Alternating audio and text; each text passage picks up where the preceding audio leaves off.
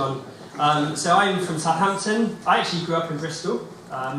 In fact, my mum and dad are here to see me today, so they're just sat at the back looking very conspicuous. But yeah, I grew up here, but I now live in Southampton. I'm a research scientist down there. I work at the university.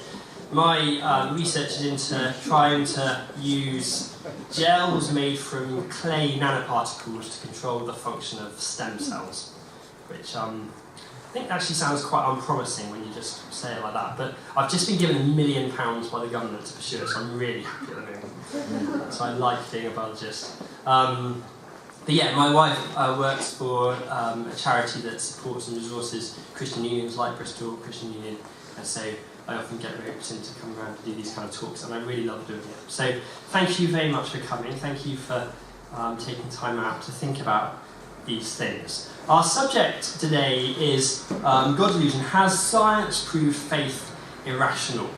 The Christian Union exists to give people like you, students, the opportunity to explore the message of Christianity for yourself. And our motivation for doing this is really very simple. At the heart of Christianity is the word gospel. Gospel literally means good news. And the reason it is good news is because Christianity shows us that ultimate reality is a God of love. So the reason you and I exist is not because of some great cosmic accident, nor is it because of some whim of an omnipotent deity who brought the universe into being with the flex of his nostrils just because he can, but because of the overflowing generosity of a God of love. And if that's true, it changes everything.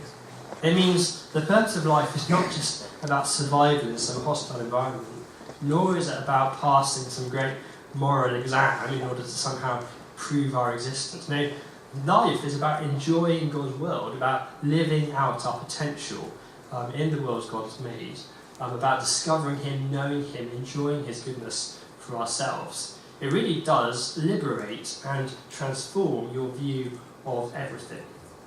And yet, we're really aware that as 21st century students in England, you'll have some pretty fundamental objections to this kind of view. And so we use these kind of lunchtime talks as a way of addressing some of these objections. And this is probably one of the most pervasive of them all. This idea that ultimately opening your mind to the possibility of this idea could end up with you losing your mind. It could be for you a journey down the rabbit hole where anything goes. Because only really there's one way of knowing truth, and that's through the responsible use of evidence as brought to us by science. And so we're going to spend a bit of time just thinking about that kind of view, moving the idea that if we move beyond science to think about God, is it inevitable that we become irrational, we lose touch of reason, and we can start to lose our minds? So let's have a think about that. My first point, I'm going to start quite broadly, and my first point is this. We all tend to think we're reasonable people. I don't know if that seems obvious to you or not, but I think it's true. We believe what we believe because things seem reasonable to us. No one ever says, what you say is completely irrational. I'm convinced. No. Why we believe what we believe is because things seem rational, because they seem reasonable. There's something about us that means we want what we believe to be reasonable to us. And my first point is simply that Christians don't represent some exception to this rule. Even though we employ often a term called faith. Now, faith arouses our suspicions deeply. So this is Richard Dawkins trying to define faith. I wonder why my clicker's not working. Can you help me? Thanks. So he says, faith is the great cop-out, the great excuse to evade the need to think and evaluate evidence. Faith is belief in spite of, even perhaps because of, the lack of evidence. Now, if faith is defined in this way, and I think it's questionable that faith should be defined in this way, but if it is, then that would definitely suggest that by kind of embracing faith, by believing stuff on the basis of faith, we are kind of opting out of reason. We're opting out of using our minds responsibly. We're ignoring evidence, we're shutting our eyes, and we're believing stuff just because we want it to be true. Now, that's a charge that needs to be examined. And I think a very simple way of examining that is just simply asking, how is the word faith used in the primary sources of Christianity in the Bible? How do Christians themselves understand what faith is for themselves? So I've got my wife really doesn't like this slide, it's a bit boring, but I'm just going to go through these word studies about what faith means. So here's, first of all, I'm going to show you two words that don't mean faith in the Bible, and then a word that does. So this is the first word, mythos, which is translated myth or fable or story. So this is Peter writing in one of his letters. He says, "For we did not tell you cleverly invented stories," mythi, that's the word, "when we told you about the power and coming of our Lord Jesus. We were eyewitnesses of his majesty." So the New Testament very sharply distinguishes storytelling, make-believe, from the word faith. Second word. Here's another one, numitio, or sorry, I can't speak Greek, I don't know why I wrote that down. To deem things supposed by norm, law, or custom. So this is Paul talking to the Greek philosophers in the Areopagus. And he said, we should not suppose, that's the word, that the divine being is like gold or silver or stone, an image made by human design and skill. In the past, God overlooked such ignorance, but now he commands all people everywhere to repent. That word repent is quite interesting. It's metanoia, it's from the same word group. It means literally not to change your behaviour, but to think again. So Paul's saying, don't just believe what everyone's always told you, always assumed, always thought. Think for yourselves, think again. So what is the word faith in the New Testament? The word faith is pistis, to be persuaded or convinced that something or someone is true. So here's some text from from Paul's letters. "I am not ashamed of the gospel because I know whom I have believed, and I am convinced that he is able to keep what I have entrusted to him." So faith is about being persuaded. It doesn't go against the use of our mind. In fact, it employs reason. It seems to be grounded in reason. But what of such incriminating statements in the New Testament, which I'm sure you've heard of, where Paul says in other letters, in several places actually, we walk by faith, not by sight. Does that not suggest that faith is somehow immune to evidence? Actually, it doesn't, because of what sight means. Let me give you an illustration first about the relationship between faith and reason. Say you go to the doctor's, and the doctor says to you, you've got to have a minor operation, there's something wrong with you. Now, how do you decide to go and have that operation? Operations aren't nice things. In order to trust the doctor, in order to actually go and have the operation, you need to have a degree of faith. Well, how do you get that faith? Well, first of all, you go and find out more evidence, don't you? You go and maybe get a second opinion, you go and talk to other people who have had the operation previously. You don't stick your fingers in the ears, you don't grit your teeth and say, I've got to get more faith, I'm going to go and have the operation. No, you go and base your faith on evidence, and evidence feeds your faith, sufficient for you to go and have the operation. So, you decide, you've got enough faith to go and have the operation, you go into the hospital on the day of the operation, and you're there lying in the bed under the bright lights of the operating theatre, and it's all quiet, and you hear a hushed conversation outside the room, and then the door opens and a nurse rolls a squeaky trolley over to you. You hear the rattle of the scalpels on the trolley. She pulls out a large needle and she does that thing where you squeeze it and stuff spurts over the top. And at that point, you say, I'm sorry, I can't do this. It was a bad idea. I've got to go. What's happened? Well, in New Testament terms, you've lost your faith. Why have you lost your faith? Because you've walked by sight. When Paul says to walk by faith, not by sight, he's saying what you've got to do is hold on with all your mind to what you know is true, to what you've been persuaded is true, despite the emotions, all of the appearances to the contrary. You see, faith in New Testament terms is not absence of reason, in fact it's a very high use of reason. It's saying don't just react, don't just go on the way things appear, use your mind and hold on with your mind to what you know is true. So, faith isn't against reason, first of all. But, in light of my first point, that's not actually to say very much. We all think we're reasonable. My point is simply that Christians don't represent some exotic exception to this rule. we're boringly conventional in this respect. So, we all think we're reasonable, Christians included, even when they use the word faith. My second point, though, is that none of us, actually, are as reasonable as we think we are. One of the ways we know this is because we all tend to think we're more reasonable than most other people. The reason we believe what we believe is because it seems reasonable to us, and yet all kinds of people disagree with some of our most fundamental beliefs. The only option we have in order to understand why people disagree is because they're being less reasonable, because our beliefs are based on reason. Therefore, intuitively, we consider ourselves almost universally as more reasonable than most other people, but most of us can't be more reasonable than most other people. The math just doesn't add up.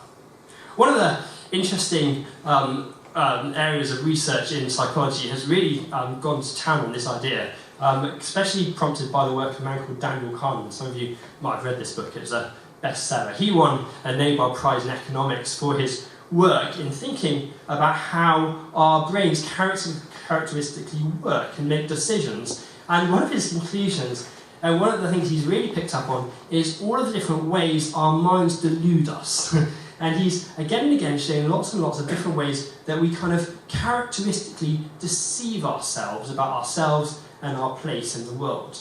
One of the ways we typically do this has been described as the self-serving bias. The self-serving bias. The self-serving bias says we tend to think of ourselves much more highly than we have any right to. So, one chap trying to summarise his work says, the last 30 years worth of research shows just about all of us think we are more competent than our co-workers, more ethical than our friends, more friendly than the general public, more intelligent than our peers, more attractive than the average person, less prejudiced than people in the region, younger looking than people the same age, better drivers than most people we know, better children than our siblings, and that we will live longer than the average lifespan. Now, I have to say that when I read this, my immediate reaction is to think, no, I'm not like that. I'm not like that at all. But do you see what that means? Most people are like that, which means I think I'm more honest with myself than most other people. There was this great study in Harvard, actually, by a girl called Emily Cronin, and she went and asked a load of Harvard students, she was from Princeton, she taught this subject in her classes, and then she asked them, how susceptible to these biases do you think you are? And most of the class considered them less susceptible than most of their peers in this regard. So it's a really slippery thing. We tend to think we're much more reasonable than most other people. We look at the world and we kind of see ourselves and the world around us in a way that makes us feel good about ourselves.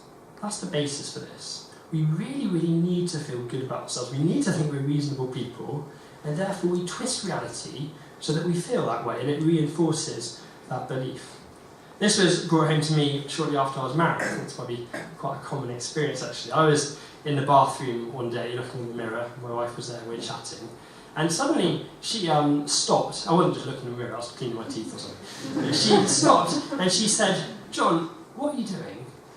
And I said, I think I'm just looking in the mirror. She said, no, you're doing something funny with your face.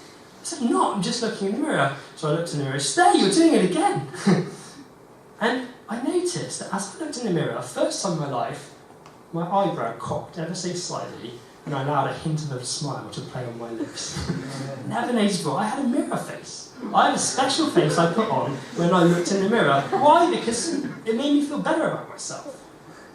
And that's what we do as we look out at the world. We kind of twist reality in order to feel better about ourselves. Now, this, of course, is one of the most fundamental objections against religion, this idea that ultimately people project stuff out into the world to make us feel good, a benevolent father figure, so that we can feel more loved in a hostile universe. Now, the reason this is such a powerful objection against Christianity is that it's true. It's true, that's exactly what we so often do when we talk about God. We project, we make idols for ourselves. Actually, that's the biblical idea. Characteristically, human beings make idols that they can bow down and worship. Here's Freud talking about this idea. Religion is an illusion, and it derives its strength from the fact that it falls in with our instinctual desires. We want this stuff to be true, and therefore we find it very easy to believe that it is. Now, the problem with this objection, though, is not just that, just because, I mean, it's worth saying, just because something you discover kind of counterfeit religion doesn't mean that all religion is false. In fact, the existence of counterfeits itself implies the possibility that there is a reality upon which the counterfeits are based. But the real problem with this objection is not that it's too sceptical, it's that it's not sceptical enough. These philosophers of religion, these skeptics, are supremely confident in their own ability to see through these delusions. And yet, as we've already suggested, such confidence is completely unwarranted. We all project, we all distort reality so that it fits within what we want to be true. So, this is Aldous Huxley. He's a skeptic, but he's an honest skeptic. He says the pure love of truth is always mingled with the need, consciously or unconsciously felt by even the noblest and most intelligent philosophers, to rationalise the prejudices of a given class or community. For myself, the philosophy of meaninglessness was essentially an instrument of liberation. Liberation from a certain political and economic system, and liberation from a certain system of morality. He's saying, I don't want there to be a God. I don't want to have that restriction imposed upon me. And so I found it easy to adopt this philosophy of meaninglessness. And this is similarly from Thomas Nagel. I want atheism to be true and am made uneasy by the fact that some of the most intelligent and well-informed people I know are religious believers. It isn't just that I don't believe in God and naturally hope that I'm right in my belief, it's that I hope there is no God. I don't want there to be a God, I don't want the universe to be like that. And finally, the most suspicious skeptic of all, Friedrich Nietzsche. He says, what provokes one to look at all philosophers half suspiciously, half mockingly, is that they are not honest enough in their work. They all pose as if they had discovered and reached their real opinions through the development of a cold, pure, divinely unconcerned dialectic. While at bottom is an assumption, a hunch, most often a desire of the heart that they defend with reasons they have sought after the fact. They are all advocates who resent that name, and for the most part even wily spokesmen for their prejudices, which they baptise as truths. So all of us project, all of us distort reality to fit within our instinctual desires. And being noble and intelligent it doesn't give you immunity from that. In fact, from what Nietzsche is saying, the more intelligent you are, it just means you're better than most at convincing yourself that what you believe is true. You're more wily, you're more able to rationalise your core beliefs and perhaps persuade others to believe the same. So all of that means that when you come across a statement like this from Richard Dawkins, in God's Delusion, the atheist view is just as life-affirming and life-enhancing as religion, while at the same time never being tainted with self-delusion, wishful thinking, or the whinging self-pity of those that feel that life owes them something. It's actually delusional. It's actually naively self-confident in a way that is irrational. So how do we go out of it? How do we get beyond projecting? How do we actually become reasonable, rational people able to discover the truth? Now, lots of people pin their hopes on science. So this is Daniel Dennett. So scientists are just as vulnerable to wishful thinking, just as likely to be tempted by false motives, just as venal and gullible and forgetful as the rest of humankind. But recognising those very sources of error in themselves and in the groups to which they belong, they have devised elaborate systems to tie their own hands, forcibly preventing their frailties and prejudices from infecting their results. Dennett recognises in science's ability to go beyond delusion. For example, you get these, in my field, double-blind clinical trials, where not just the recipients of the trial drug or whatever are blinded, so they're eliminating the placebo effect, but also the researchers themselves don't know who's getting which treatment, so that they can't kind of project onto their results. They can't see what isn't there. So science actually gives us a really, really great method for controlling our prejudices. And Dennett says, therefore, that we should, on this basis, try limit ourselves to explaining ourselves and the universe to what science can allow us to discover. This worldview is often called scientism. Science is the kind of limit of our knowledge. And to go beyond science is to go beyond the bounds of responsible knowledge. Now, this is something we've got to question. This is actually a false belief, and it's based on a fundamental error. The error, technically, is called the epistemic fallacy. The epistemic fallacy states that epistemology, the way you know stuff, determines ontology, what there is, the stuff there is to know, whereas it should be vice versa. Simple, yeah? Actually, it doesn't sound very simple, but it is really simple. In fact, my 2-year-old daughter, she's already got this nailed. So when she was about, there she is, that was when she was about 1. So when my daughter was 1, and I would be playing with my phone in front of her like a good father, if she wanted my phone, it would be enough at that stage for me to put it in my pocket, and she'd give up on the idea. But about 3 months later, that no longer worked. Even though she couldn't see my phone, she still wanted to play with it. What had happened? She'd learned the epistemic fallacy. She'd obviously thought to herself, wait a minute, epistemology doesn't determine ontology. Just because I can't see the phone, just because I can't reach it at this very point, doesn't mean it's not there for me to play with. The nature reality is that this phone can be hidden, it can be beyond my sight, and so I need to use different methods to discover its existence, to get my hands on it, to play with it. I need to let the way things are determine how I go about knowing them. And so, to say, as scientism does, we must limit ourselves to explaining ourselves and understanding the universe to what science can tell us is to make exactly the same error. It's to say, I've got to squeeze all of my understanding of myself into what I can discover by doing a scientific experiment, rather than letting the nature of reality determine the methods we use. Ironically, this is a very unscientific mistake to make. When scientists do their work, they discover very quickly that the method they use has to fit the thing they're studying. So it'd be no good for a doctor to say, I'm only going to use X-ray machines. I love the kind of clarity of X-rays. I can't be doing with all that kind of fuzzy-wuzzy MRI stuff. And scan a load of patients' heads and decide on the basis of their X-rays that they haven't got brains. No, you can't see brains on X-rays. You need to use the right method to discover brains. Or for an astronomer, for example, to look through her telescope and say, well, my telescope can only see so far, so what I'm going to do is I'm going to try and squeeze my understanding of the universe to fit into what I can see through my telescope. No, a real scientist goes and works out ways of seeing further. You need to let the nature of reality just determine the way you go about knowing it. So, to say, therefore, that we'll only try and understand ourselves and the universe on the basis of what science can tell us is actually to delude yourself again. Is to attempt to dictate to the universe how it should be. It's like sticking your head in the sand and saying, if I can't see it by doing science, I'm not interested in the answers. It's just another way of deluding yourself.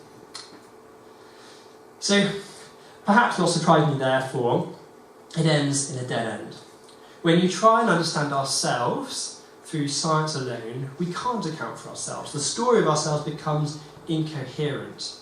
Science has only one tool for understanding our minds, for understanding reason. That's the theory of evolution. And yet evolution is about survival, it's not about discovering truth. So when we think about our brains, it only has one function. It is the survival function. And if a false belief helps us to survive, that's fine, as far as evolution comes. As far as the purpose of our brains is. And so, reflecting on this, John Gray says, modern humanism is the faith that through science humankind can know the truth and so be free. But if Darwin's theory of natural selection is true, this is impossible. The human mind serves evolutionary success, not truth. So, I'd like us now just to finish by seeing what Christianity says about our reason, and how it gives us hope for reason, hope that we can actually discover a basis for understanding ourselves and the universe. Skip that slide there. Great. And the first point I want to make is that Christianity is not naive to this problem of self-delusion. In fact, it takes it very, very seriously indeed. This is Paul, again, writing his letter to the Romans, and he presents this problem in very, very stark terms. He says, people suppress the truth by their wickedness, since what may be known about God is plain to them. For since the creation of the world, God's invisible qualities, his eternal power and divine nature, have been clearly seen, being understood from what has been made, so that people are without excuse. For though they knew God, they neither glorified him as God nor gave thanks to him, but their thinking became futile and their foolish hearts were darkened. Although they claimed to be wise, they became fools. So Paul, the New Testament, is very aware of this self-serving bias we have in our thinking. And it presents us as responsible for this, something that we will in some ways be judged against, this idea that we want to see what we see because we want to see it. And yet, it gives us a basis for hope. At the beginning of one of the accounts of Jesus' life, there's this remarkable section called the prologue.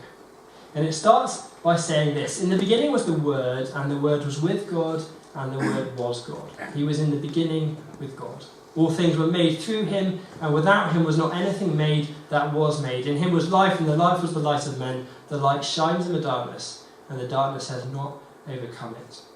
The word in that section is literally logos. It means, it's a Greek concept. The Greek philosophers had this idea of a kind of reason out there behind everything. The reason behind the creation of the world was a reason that they could access by contemplation.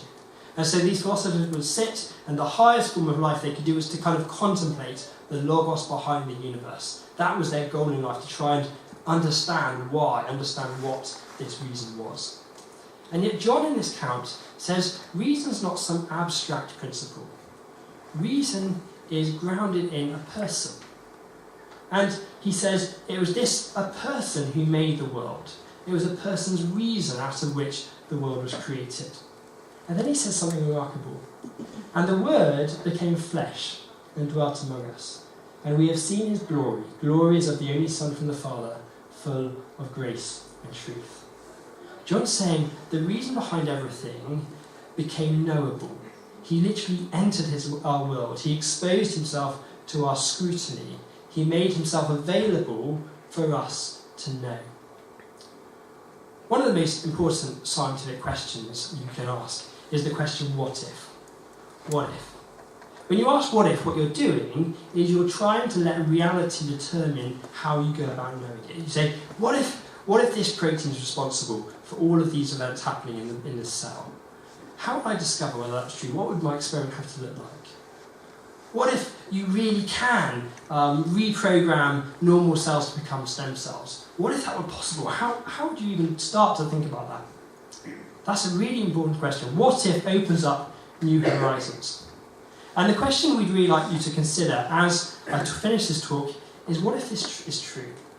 What if God really is knowable? What if the reason behind the universe has made himself knowable to us? And we can know him, not because we're so clever, not because we're so good, but because he is so kind and gracious that he enters into our lives, he enters into our world, he makes himself available for us to know. This is the claim of Christianity, that God himself has made himself knowable to us. And as a Christian union, we'd love you to explore this claim for yourself. On your seats, there's some New Testaments. You could turn to the Gospel of John in the New Testament, where this prologue starts, and start to explore this claims for yourself. Because, of course, if this is true, by limiting yourself to only what can be found out by scientific experimentation won't help you. I'm a scientist who's also married, and I happen to know that doing experiments on someone is not a good way of getting to know them. The claim of Christianity is that ultimate reality is a person who makes himself knowable to us. In order to discover the truth of that, you need to open yourself up to the possibility that they're actually telling you the truth. Thank you.